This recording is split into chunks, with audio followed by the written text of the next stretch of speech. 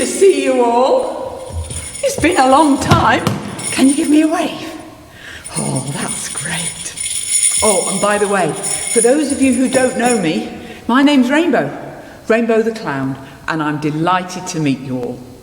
And what are your names? Can you shout them out? Right, okay, well, I'll try and remember them all. But I'm not very good at remembering names. In fact, I'm a bit of a forgetful old clown. What did I say my name was again? Oh, yes, Rainbow, that's right. The clue's in the costume, isn't it? Anyway, are you excited? Are you excited for Christmas? I am. You know, I love everything about Christmas.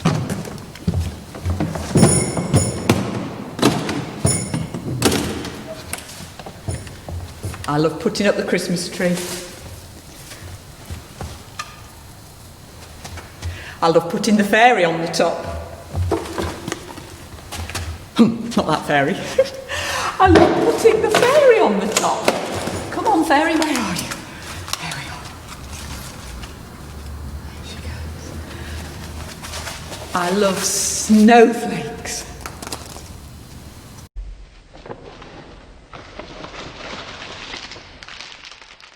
And chocolate flakes. I love crackers. Where are the crackers? Not those sorts of crackers, you fool. I love crackers. And I love reindeer.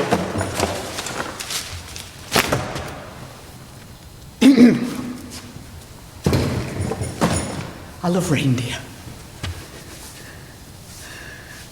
But the thing I love most about Christmas is surprises.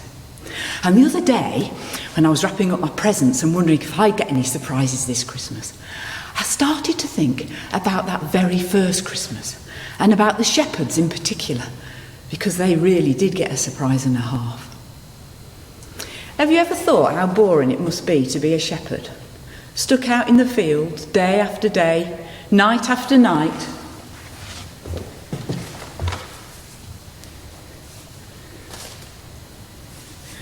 with a tea towel on your head and nobody to talk to apart from a load of silly old sheep who only know two words, bear and bear, bear.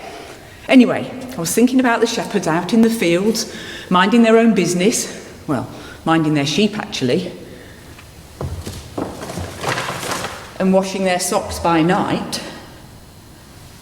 Can you imagine what a surprise they got when an angel of the Lord suddenly appeared to them? At first they thought that they were seeing things and that spending all that time with the silly sheep was sending them mad. But then the angel spoke to them and he said he'd got some great news. Fantastic, they thought. Perhaps he's going to keep an eye on the sheep for us so we can all go home early. But instead, the angel said that the Saviour was a tiny baby wrapped up in strips of old cloth lying in an animal's feeding box. Hang on a minute, they thought. And then if one angel wasn't a big enough surprise, the next minute there were hundreds of them, singing and dancing and having a proper party. The sky was completely filled with angels, all lit up, a bit like Roundhay Park on bonfire night. Well, in a state of surprise and amazement, the shepherds got their heads together and decided that they just had to go to Bethlehem to see what was happening.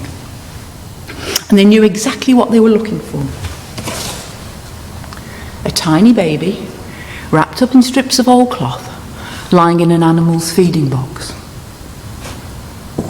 And I don't mind telling you, they got a few doors slammed in their face. I mean, it's not every day that an innkeeper gets asked if he's got a baby out the back in a box, is it? Well, eventually they found Mary and Joseph and the baby, who were a bit surprised themselves to be receiving visitors in the middle of the night. Mary asked them why they'd come, and the shepherds told her what the angel had said about the Saviour and the baby being the Saviour of the world. Mary understood that her baby was very special indeed. So special, in fact, that we're still celebrating his birthday more than 2,000 years later. And if you think about it, that first Christmas was all about surprises. unidentified flying objects that turned out to be angels, a surprise night out in Bethlehem for the shepherds, and then most surprisingly of all, the Saviour of the world, born as a tiny baby in a mucky old stable surrounded by hay and animals. And God himself is a God of surprises, and it's because he loved the world so much that he sprang the biggest surprise of all, Jesus. And not just for Mary and Joseph and the shepherds and the wise men, but for everybody, including you and me. So when you're opening up your surprises on Christmas Day, please don't forget that the biggest and best surprise of Christmas doesn't come wrapped up. It doesn't need batteries, and it won't be broken by Boxing Day, because the biggest and best surprise of Christmas is Jesus. And if you take time to get to know him, to play with him and pray to him, you'll find that he's everything you've ever wanted. And he's not just for Christmas Day, he's for every day. Happy Christmas.